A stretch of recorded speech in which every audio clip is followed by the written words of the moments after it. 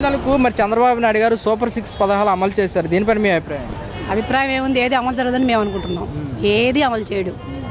ఈ 5 ఏళ్ళేమో ఆ రాజధాని మీద మనం ఫోకస్ పెడతాడు, మనం అటుపక్క ఎదురు చూస్తూ ఉంటే ఇటుపక్క చంకనాకి ఇచ్చేస్తాడు. అంతకంటే ఏం జరగదు. అంటే మరి వచ్చే నెల ఆగస్టు 15 నుంచి ఉచిత బస్సు ప్రయాణం కూడా అమలు చేస్తున్నారు. దీనిపైన మీ అభిప్రాయం? చేయరు.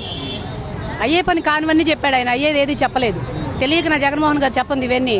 బడ్జెట్ లోటనేగా ముందుండే వాళ్ళన్నమాట ఈయన చెప్పారు. మరి ఈయన ఎలా ఇస్తాడు? ఇంత తీసుకొచ్చి ఎలా ఇవ్వగలడు? ఇప్పుడు అప్పు అవదా? అప్పు అవదా? మన మీద నెత్తిన పడదా? భారం పడుతుందా పడదా? మరి అందరూ తెలిసిన విషయమేగా, ఆయన ఎలా చేయగలడు? ఏమీ చేయలేరు. అవదు. అలాగే మహిళలకు దీపం పథకం కింద 3 గ్యాస్ సిలిండర్లు ఇస్తామని చెప్పారు. చూద్దాం, ఇంకా టైం ఉందిగా, ఇస్తారేమో. వేచి చూద్దాం. 3 బండ్లు ఫ్రీగా వస్తే వాడుకుంటారు అందరూ. ఫ్రీగా ఇస్తే ఎవడైనా వాడుకుంటాడు. కానీ జరగాలి అది.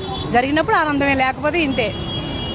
అంటే ఏంటమ్మా అమలు చేసే అవకాశం లేదంటారు చంద్రబాబు నాయుడు గారు? 99% ఉండదు అనుకుంటున్నాను నేను.